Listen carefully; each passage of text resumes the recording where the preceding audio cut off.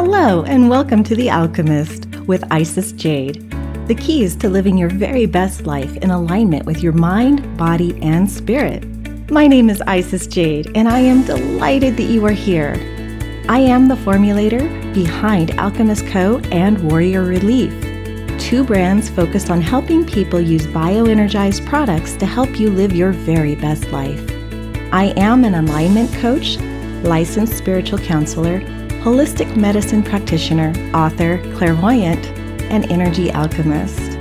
I have over a dozen certifications in various healing arts, and I also carry PhDs in bioenergetics, holistic medicine, and traditional naturopathy, and I've written over 10 books. This podcast is full of immediate strategies that you can apply today to help you bring yourself back into full alignment and live your very best life, fully embodied in mind, body, and spirit, through a variety of holistic tools, including energy healing, aromatherapy, herbs, naturopathic processes, secret universal laws, visualization tips, how to break any bad habit fast, and how to completely reframe your entire self-concept and more. So if you are ready for your total mind, body, and spirit level up, then brilliant soul, you're in the right place.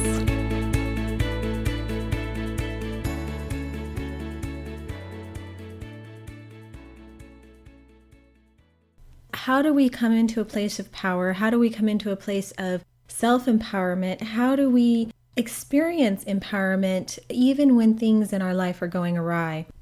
Communication to me is a big, big deal. It's one of those things I feel that most of us sort of struggle with. We don't really spend as much time considering and contemplating our methods of communication, both interpersonally and with our intimate relationships, as well as externally and within ourselves as well. Most people's communication styles are very, I would say, unconscious and tremendously automatic and reactive. We don't always think about what we're going to say or what comes out of our mouth until it's already been said, and we wish, as we cover our mouths, wish we could take it back. I'm a very passionate person, and a very, very much a feeling person and very empathic person, as well as an emphatic person.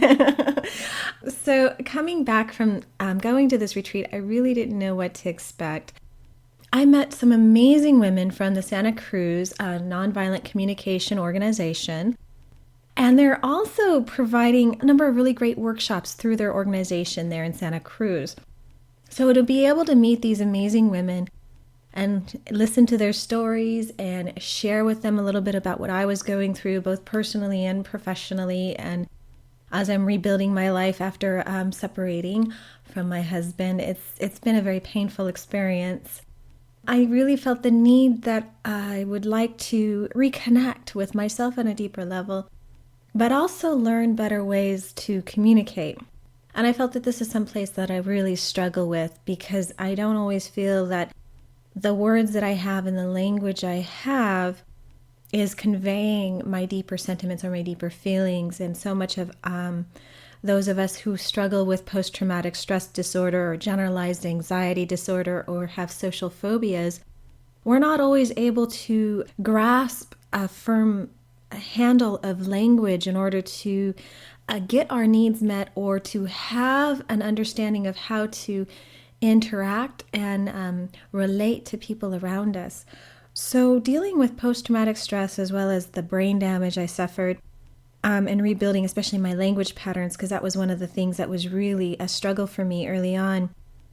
Language has always kind of been a barrier for me. I can write prolifically, but when it comes to speaking from my heart or speaking words of wisdom to another, sometimes I'd feel at a loss for the words that would be most empowering to the other individual.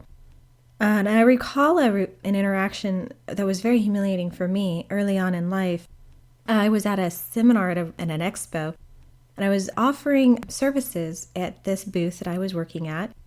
And I met with a person who seemed really, really charming and tremendously, tremendously in need of assistance. And she was telling me about some of the issues she was struggling with: anxiety similar to mine, stress levels similar to mine, fibromyalgia. She had all of these terms that she was using to describe a lot of the issues she was dealing with, and they were all in line, one at a time, that she was labeling was exactly what I had been going through my whole life.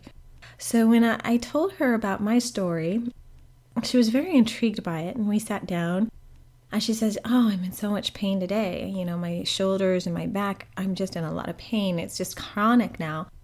And that's how I've been for the last 20 years. And I could relate. I really can relate. Most times my pain level, I would say, is at a 4 or 5, which for me is pretty tolerable. I can handle that. That's my life. But when it starts to eke up into the 6 and 7 range, that's where I just can't function as well. And when it goes up to 8, 9, I'm crashing. So I sat her down and I said, "Here, let me help you with that and release this pain." And she jumped up out of the chair and she flipped around and she said, "Nobody helps me with anything, darling. I don't need anyone's help. And you need to learn to use better communication and better words before you start to offer assistance or provide guidance or advice to anyone." And with that, she stormed off. She was very, very angry. And she came back later and actually complained to another one of my gals who was working with me at the booth, who was really just as shocked as I was. It wasn't until I did some inner thought process and work around this, and this came up for me again several years later, that the word help for some people becomes a disempowering term. It means that you're not capable of doing this for yourself, so I should intervene and do it for you. And a lot of people have problems with the definition of help. And this is something that I actually talk about extensively, both in my upcoming book as well as some of the courses that I'll be providing for women, enable you to step into a more self-empowered position to be able to offer services and truly live your life purpose. One of the things that I learned out of that event was that many people, what they're not looking for is help. When we sit down and ask ourselves, do we ask for help? Not too often. We're actually looking for advice, guidance, or assistance, but we don't actually look for help. Very few people look for help. When we sit there and we talk about our life purpose, and with many of my clients, the very first thing that comes out of their mouth is, "Oh, I want to help people." So, and that's where I get my excitement. That's where I get my passion, is by helping people. And that exactly those words were the words I used to use as well. That helping people would be the way to go. I really want to help people and live more rich and valuable and powerful lives. Help. The term help is one of those terms that can be a landslide for many people. It can turn into a disempowering, life-draining experience for both the service provider as well as the client. Lots of NGOs out there, non-government organizations, nonprofit organizations, NPOs, they really specialize and focus on altruistic recommendations for helping people. And volunteers, what do volunteers love to do? They love to help. So when a client comes to me and says, "Well, I want to structure my business around helping people," I tell her, "Well, then you're not looking to build a business. What you're actually looking to do is build a nonprofit organization that provides those services for people." However, if you want to empower women or empower people, or you want to provide a service that enables people to do more with their life, then perhaps you're looking to build a business. That really struck people, some women, very wrong, because we're always been defined socially as helpers. We're supposed to be the helpers. That's our role in our society today, is to be the helper, the assistant, the go-to person. We run errands, we take care of kids, we're the helpers and the secretaries and the office managers, we're the organizational people, we're the people that make sure everything's on task, we're the detail-oriented people, we're the people that can track things and come to conclusions and help people do the work that they're supposed to do. So the term help, and this is going to be kind of an interesting segue back into nonviolent communication and in compassionate communication, I find is a disempowering energy, and most of the energy associated with the word help is both disempowering for the individual providing the work, the help, as well as for the person who is being helped or rescued, for example. So coming back to this place, when we start talking about how we communicate both our services, ourselves, our higher nature, our true purpose, or stepping into our passion purpose, really working around language and defining parameters around language so as to empower people or to engage with people or enable people to do more with their own lives or to be able to make better decisions or more informed choices or better informed choices for their health or for their wellness, or to coach people. That's another one that a lot of people like to use, is to coach people to making better choices for themselves and empowering them to find new avenues for self-expression or new avenues for more engaging, abundant work. When we're talking about using these terms as opposed to terms related to help, rescuing, we start to give people options as opposed to, here, let me help you. I could have said to this person, let me provide you with some options, or allow me to show you some options in releasing this pain. I have some experience in doing this, and I'd love to share with you some of the options that I've come up with that work for me. Now, if I had given her options and choices, then she would have felt empowered to continue that conversation with me. And since she was really much a woman about dynamism and empowerment and self-core nature, and that's what she radiated out throughout her whole body, if I had come up to her and talked to her in her language, in a language that she could understand and she could relate to, then I think our relationship would have grown into something much deeper and more profound. Unfortunately, I used a trigger word for her that sent her reeling, where she felt that she would be in a dominant relationship where she was going to be subservient to me in some way. And that's another aspect of the word help. The word help implies in some way that one person knows more than you or knows more about what's better for you than you do for yourself. So the word help provides this dogmatic space for a subservient relationship, a relationship where one person is above another in some way, rather than being on an equilateral experience, an exchange of energy and an exchange of ideas or an exchange of options and choices and having a discussion around those opportunities. Yeah, this is kind of getting into this really weird segue here. I do apologize, but when we were talking about nonviolent communication, the ladies that I was meeting with at this retreat had really talked about the fact that all our forms of communication and all actions are actually attempts to get our needs met or to meet our own needs. And this is where we start looking at the word help in this paradigm especially, and to talk about this idea that I need help getting my needs met. Well, not necessarily. If everything comes from within, right? And this is something we talk about goddess empowerment, stepping into your true goddess nature, coming back into your infinite nature, your infinite self, your higher self. All your needs are met from within.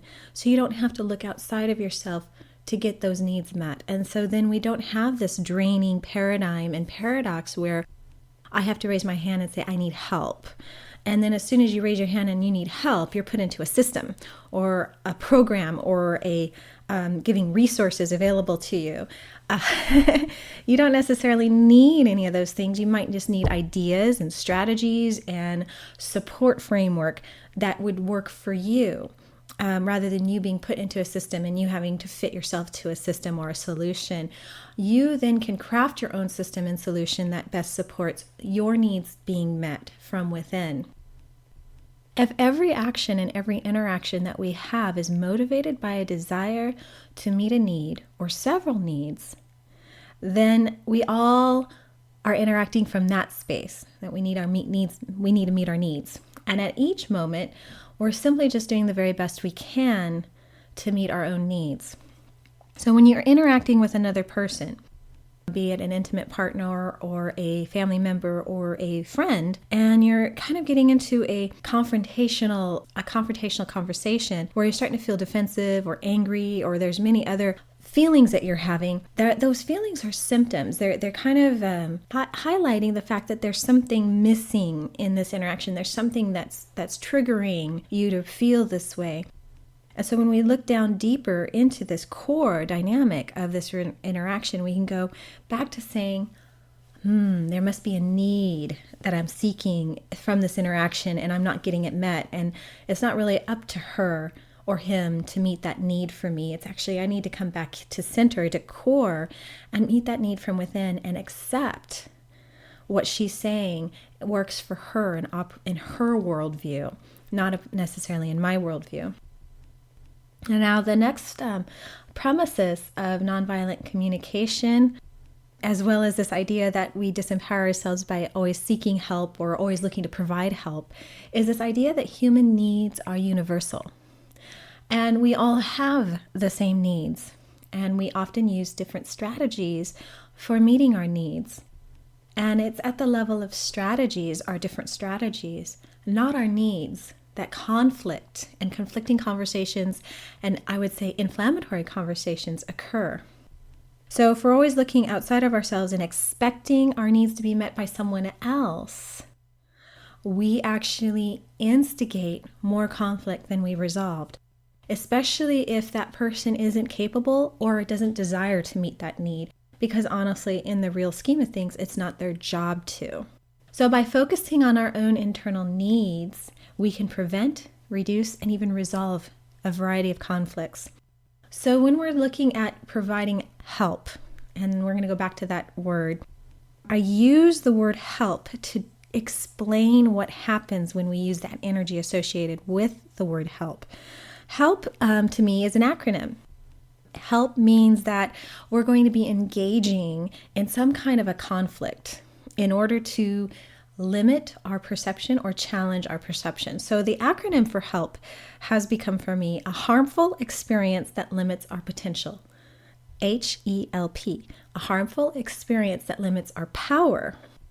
A harmful experience that limits our possibilities.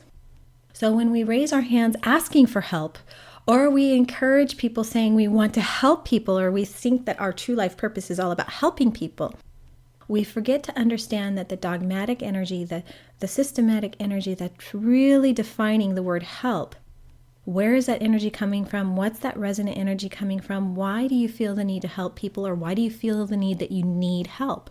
When we start looking at the energy and the resonance of various words and the definitions that they come with, we're able then to better understand how we interact with that word and how it makes us feel inside. So initially, when we start to say that I want to help people and I raise my hands, there's an underlying need within that purpose that we feel we have to get met. Now, when I ask people in their underlying purpose and they say, I want to help people, I ask them, well, that's great. Well, why do you want to help people? And usually we keep asking and ticking away at that word help until we find the true underlying need that person is seeking to get met, that underlies everything that they're doing, their inner motivation, their driving force. And once we crystallize that then becomes their purpose. It's no longer about helping people, but it's about this. It's about meaningful work. It's about finding powerful interactions with people. It's about inspiring people. It's about motivational work. It's about giving people tools and strategies so that they're able to manifest lives of their dreams, things like that. And we eliminate the negating energetic force of help, and we negate and limit the number of harmful and conflicting experiences that might be limiting our potential, limiting our power, and limiting our possibilities. So if our needs are universal and all needs can be met from within, do we really need to help each other? Well, we live in an interdependent society. And I call this interdependent. It's not a dependent society. A dependent society is a very unhealthy relationship between two people who are codependent upon each other. And that creates a force of, I'm dependent upon this person for my needs to be met, and the other person is dependent on that person to get his needs met. And this creates a constant twist and turn of a subservient master-slave paradigm and paradox servant-master, however you want to say, dominant, submissive sort of interaction. And it's a constant battle between those two. Who's the submissive? Who's the dominant? Who's the controlling? And who's being controlled? Where is the power going? Where's the power shifting? Who's in power in the relationship? And it all becomes about controlling and dominating and demanding and needy energy, as opposed to functional, joyful, healthy, interdependent energy. If I know I can get my needs met from within, and he can get his needs met from within, then we can work on a higher level of playing field and support each other's goals and dreams and desires without feeling like in some way we're lacking in that interaction. Now, the next phase of the underlying premise of nonviolent communication and compassionate communication, this is what I really love. All of this is about compassion, it's about empathy, it's about understanding the underlying conversation that's going on under these words and understanding the deeper meanings behind people's interactions and communications with one another. So it's all about going into any conversation with a deeper intent of ensuring that you are setting yourself up for a position of empowerment and you're not giving your power away to another person, but that you're also assisting them in looking within and finding that power within them. Or stop with the help paradigm and we become empathic, compassionate, and empowering paradigms. Completely different paradigm. It takes you on a completely different level playing field. Instead of operating down low, where you're constantly rescuing, constantly in need of help, constantly looking for help, you become a much higher functioning being where you're constantly in an interdependent relationship, where you're supporting people in their own interdependent relationships with you. Now, this is what's so amazing to me. Nonviolent communication and compassionate communication, in this paradigm, we all understand that everyone's needs matter equally, and neither my needs nor someone else's needs matter more. They must matter equally in every interaction we have. So we aim to understand and meet all individuals' needs at a place that we can provide access to meeting those needs. We can both give and receive openly and with affection and with gratitude to meet the needs of everyone involved in that experience. Does that mean there has to be compromise? Well, in an interdependent relationship, I believe compromise becomes more of a gift. It's not about compromising and giving up, but giving to the other person. So if I say I have to give this up, you're not giving the gift of compromise to someone else. You're not giving the gift of empathy to someone else. You're not giving the gift of compassion to someone else. You're creating a paradigm of resentment and a paradigm of bitterness and a paradigm of dysfunction in that relationship if you feel like you're constantly having to give something up, like give your power up or give your dreams up or give this up or give that up. That's your choice. You can choose to give that up, or you can choose to say, my dreams need to be redefined a little bit so that I can support this person in the pursuit of his or her dreams as well. It doesn't mean I'm giving them up. It just means that I'm reinterpreting what that means to me so I can still meet my own needs while supporting this person while he's embarking on a journey to meet his own needs. And therefore, the interaction then becomes a give and a receive, because you're opening yourself up to be able to give as well as receive from that person. And it's no longer about, well, I need help and I don't want to ask for help because that seems weak. And you're right. The paradigm of help, the energy of help, is a very weak energy. It's a depleting energy and it's a negating energy. Most people who say, I have a really hard time asking for help, well, there's a reason why. Because in your core nature of who and what you are, you're feeling that negating drain, depleting from your source, depleting from you. Because it feels like there's something attaching to you to leech from you for that person to meet their needs while putting quotes around what they believe they think you need. That's not a give and take, that's a drain. So when we come into a place where I can say, this is kind of what I need in order to facilitate a healthy relationship. I need this, this, and this. Would you be open to providing me with these sorts of situations where I can meet those needs, where I feel empowered to meet those needs for myself? You've opened the door and the other partner can choose to say yes or no. The key here to that interaction is not to hold attachments or expectations to your requests, but leave your requests open and willing to accept no for an answer. And that no may be because this person needs to meet his needs first, and he may have to say no, and this is the reason why I can't support that. This is the reason why I don't have space for this right now. This is the reason why I don't feel like I can do this for you right now. In that interaction, we can also then say, now this person has the opportunity to say, however, I can do X, Y, Z. Would that work for you? And you can have this now. This is where the compromise comes in, the gift and receiving of kind of opening yourself up for compassionate communication and compassionate giving and receiving, then you can choose to receive that gift of, I can do XYZ for you. And you can say, thank you. I really appreciate the effort you're putting into this, and I can receive that. I can make that work. And then now both parties feel they've interacted in a healthy way, and they've built a trustworthy and cooperative and functional, respectful platform from which to build from there.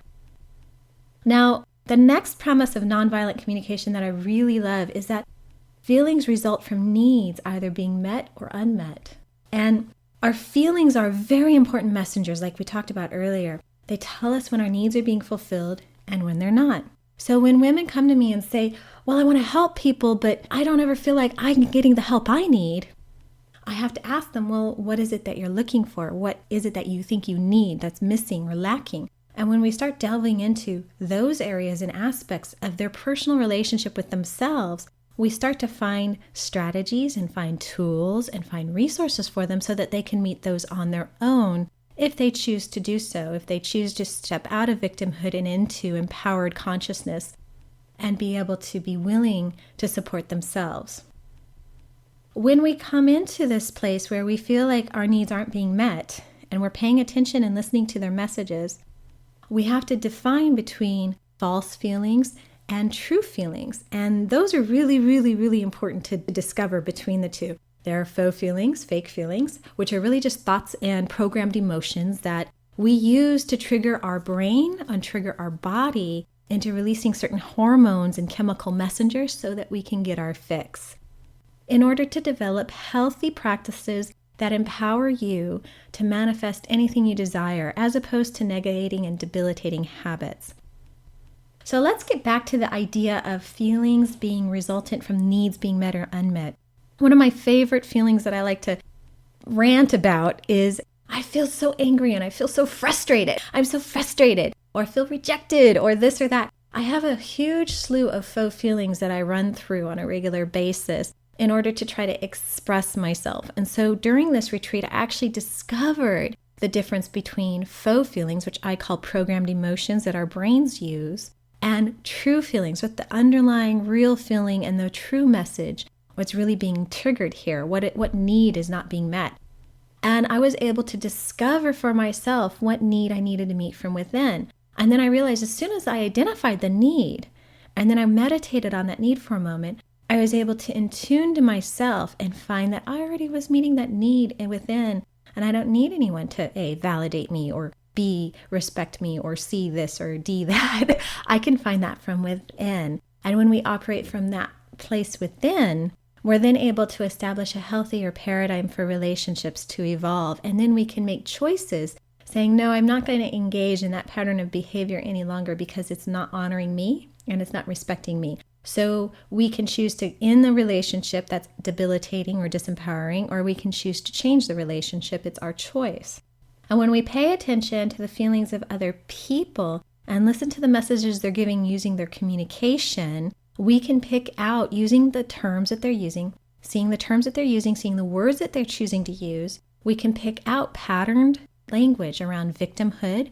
Is this person living in a space of victimhood, or are they living in a space from a space of empowerment? Where are they coming from? What's the position they're coming from? Are they looking to get their needs met outside of themselves? Do we need to assist them and guide them back to reframing some of their requests so that they can get their needs met another way? And when we start to see how people are interacting with us or communicating with us, we're able to provide better solutions on how to better communicate with us so that they can get what they want out of the relationship. We also receive important clues about what they value, what needs they're valuing, and what needs they're lacking. So when we start to think and listen consciously and compassionately and empathetically, then we're able to identify and assist in that person receiving what they're looking for. So when we're in an interaction, I can hear someone say, well, I hear you saying that you need to help people, but what I'm hearing is I think that what you're really looking for is to engage in meaningful work. Is that correct? And of course, everyone goes, oh, absolutely, yes. And what I'm hearing you say when you say you want to help people is what I really hear you saying is you want to make a difference. Is that correct? Yes, I definitely want to make a difference in people's lives. Okay, this is powerful. Now we're getting somewhere. So now we can start to identify the tools and strategies now that we've understood what's value and it's important to them. And I hear that when I hear you say that, I'm feeling this or I'm feeling that. So you can start to generate a deeper language and understanding what they're really valuing, what they're really needing in an interaction. Here's what's also a wonderful thing about compassionate communication and nonviolent communication to me is this idea of natural giving. And human beings inherently enjoy contributing to the well-being of others. We love being of service. We love it when what we've provided is seen as valuable to another. We get a kick. We get such a high when we've created something that's masterful or that's really just empowered another person to do something even more. We love it when we're able to create a lasting difference in another person's life. And so we'll often choose to give what we are asked for, provided that we choose and trust that it's our choice and that we're engaged in an open-ended option to do so. So we're all natural givers and receivers when we're given the opportunity to choose that that's what we want to do, as opposed to forced. So again, we're stepping out of the enslavement paradigm that's run in the society for centuries. And we're starting to step into where we can have truly empowered conversations with one another on an equilateral level, rather than debilitating one another or disempowering one another or seeking to control the situation or the relationship with one another. We can come into it from an equilateral point of view and have an open communication where both parties are honored, valued, and respected. And we can walk away from those interactions having both contributed and received exactly what we've been looking for in each interaction, if we choose to do so. So choice. The power of choice is one of the most important superpowers we have as women. Freedom of choice is the capacity to pause between a stimulus and a response, as opposed to being forced down a path not of your creating. We're all agents of choice, and we all have the capacity to choose in every moment how we react, how we think, how we communicate, and how we act. And you can make those choices. You can take a step back, you can process, you can think about something, you can analyze the situation and make a powerful choice from within, or you have the choice to react automatically and unconsciously. And this is what most people do. Most people in a day-to-day life scenario, we have a number of habits and practices that we engage in, many that are very negating and negative to us, but that stimulate, again, that neural response. So we get our fix, our adrenaline fix, our hormone fix. So we don't make a lot of our choices consciously. But if we start to work in a relationship and engage in a relationship where we're making conscious choices and conscious effort to engage in a much more respectful and a much more holistic point of view, we can continually learn and grow from those interactions. And we can learn how to make more empowered choices. Women, this is especially important to you because given my past and my history of some really horrifically abusive relationships, as well as feeling like a victim within those relationships, I realized that I only stopped being a victim when I made the choice, the conscious choice to empower myself to do something different. And that might have been to get away from the relationship. It might have been to end the relationship. It might have been to communicate differently. It might have been to stand up and face that person and say, no, you will not do this to me any longer. It only came from a power of choice from within, where I created a line in the sand, and this line you'll never cross. This is the line against which I will not. And I raised myself to a higher standard in those engaging relationships.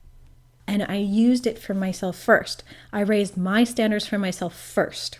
I interacted in that relationship at a much higher level. And if that person wasn't available to me at that level, if they were still engaged in a controlling mechanism or looking to have power and trying to dominate me, I would exit that relationship because it's no longer meeting my needs. It's no longer honoring and respecting me.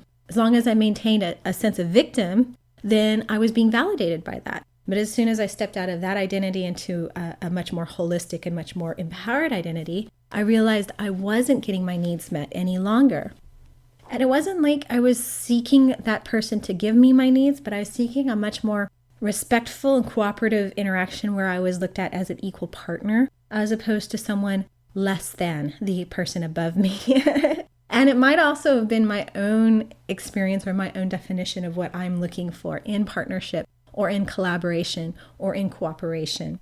What I had defined previously no longer suited those definitions as I grew as a person. So sometimes those relationships have to come to an end. Sometimes they need to be put on hold for a while each of us figure out who we are as people now that we've grown a bit. The final underlying premise of nonviolent communication, there's a holistic philosophy behind nonviolent communication. There's this amazing opportunity here. When you start studying nonviolent communication, compassionate approaches, there's so much more to this than this little tiny introduction I'm giving you. And I do hope that you'll have the opportunity to embark upon this and learn a little bit more about nonviolent communication. Sufficiency. This is another thing about nonviolent communication, that it's the underlying premise that we are sufficient and that we are enough. So we live in a world of abundance. And as you know, if you've read my blog or you've followed me for any length of time, you know that I teach my students and followers, this world is a very abundant world. For example, when you plant a lemon tree, and you might not get lemons for the first 2-3 seasons, but by the 4th season, you're overflowing with lemons. It takes time invested, energy invested in nurturing that tree and growing it into a level to which it can be abundant for you. It takes time. Abundance takes time.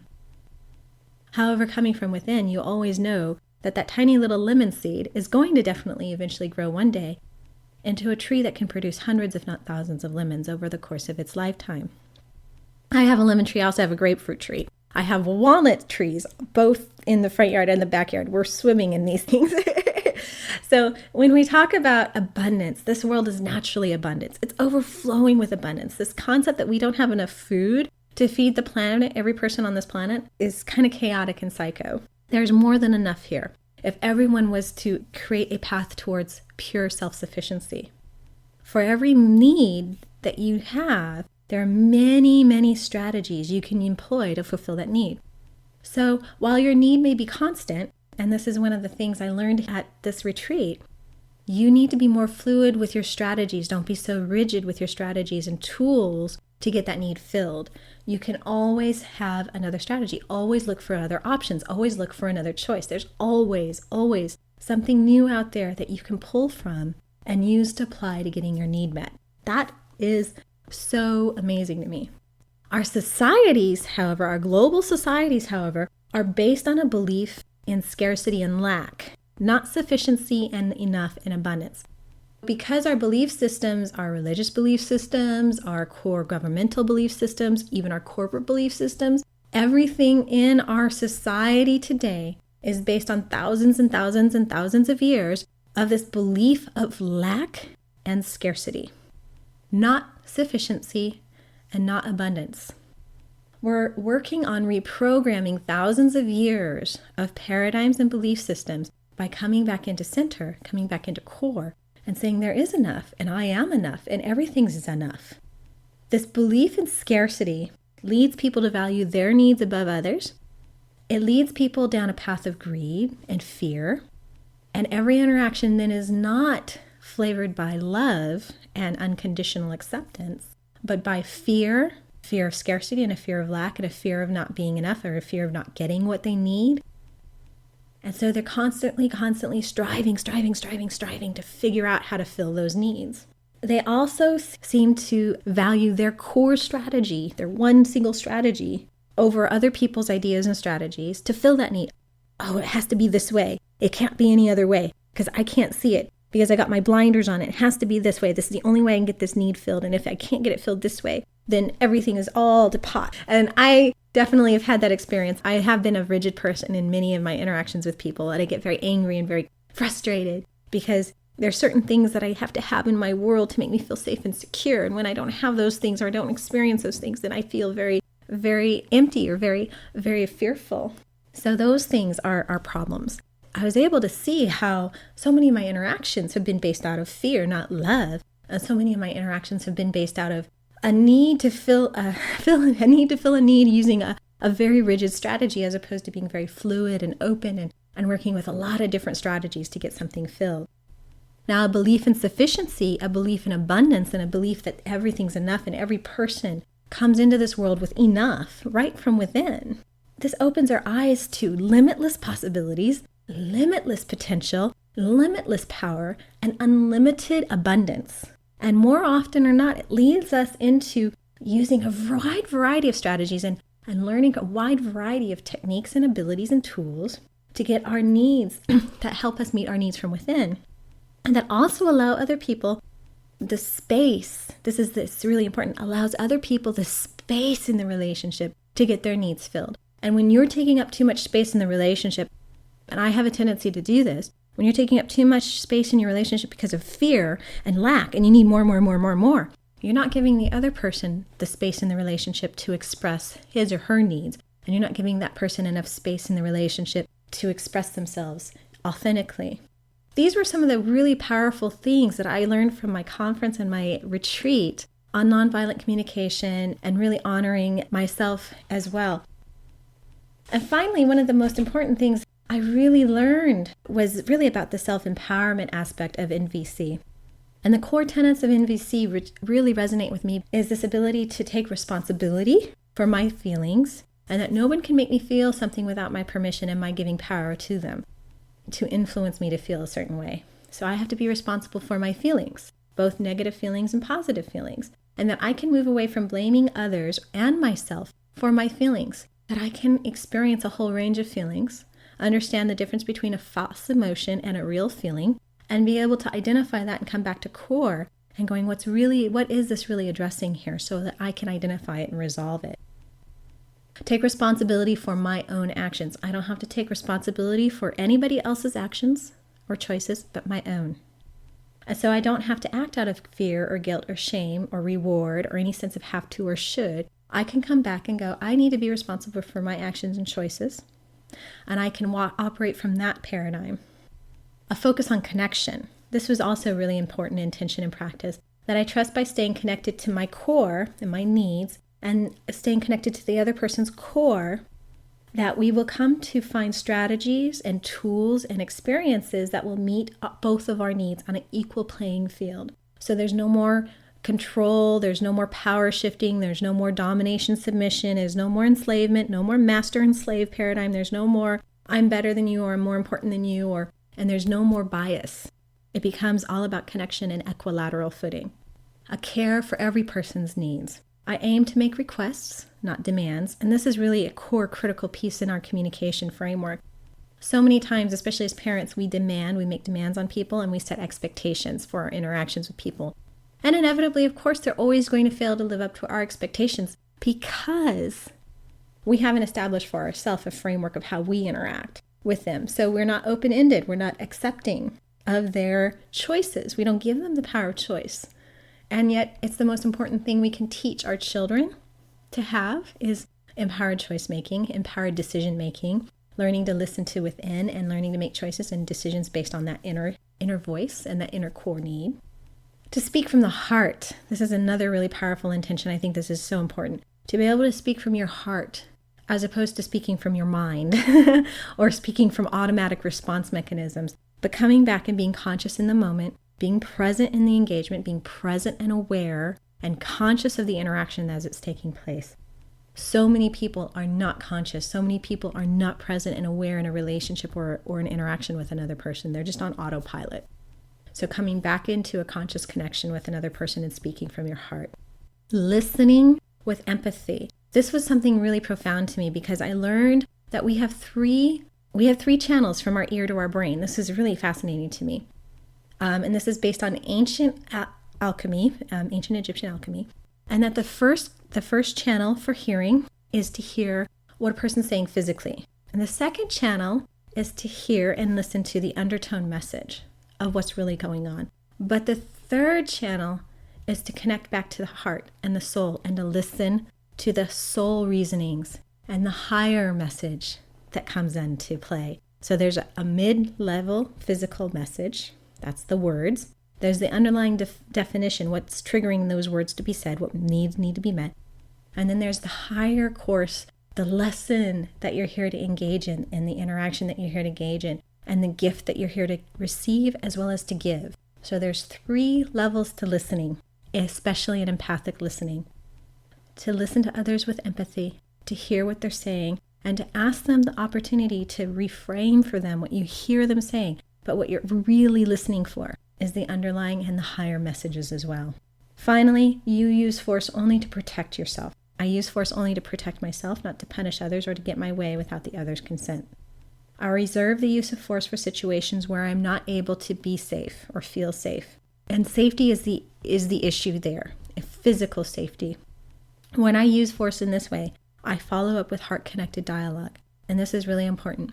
There are certain circumstances where people will use force and then claim that it was for their protection or for their benefit in order to be heard or in order to be present, but it has nothing to do with physical safety whatsoever. It was really about control mechanism or to objectify a person. So with the use of force, it has to be very carefully instrumented, and it has to be used only as a last resort when no other means of your physical safety are preserved. That even in the place of physical restraint or physical force, I was still able to talk myself out of many, many very dangerous, life-threatening situations using words and only words, and I never had to engage in forceful combat of any sort.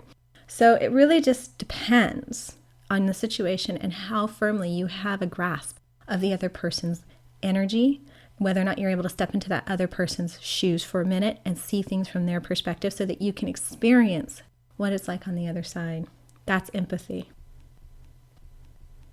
Okay, well, we're running out of time today. I really hope that you've enjoyed this episode about nonviolent and compassionate communication and empowering uses of words and definitions, and also discovering what help really is all about and why we choose not to use that word.